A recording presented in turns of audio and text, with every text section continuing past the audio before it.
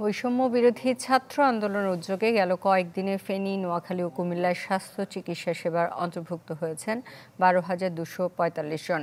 ফেনীতে একটি ফিল্ড হাসপাতাল তৈরির পাশাপাশি 44টি ক্যাম্পে কাজ করছে 46টি মেডিকেল টিম।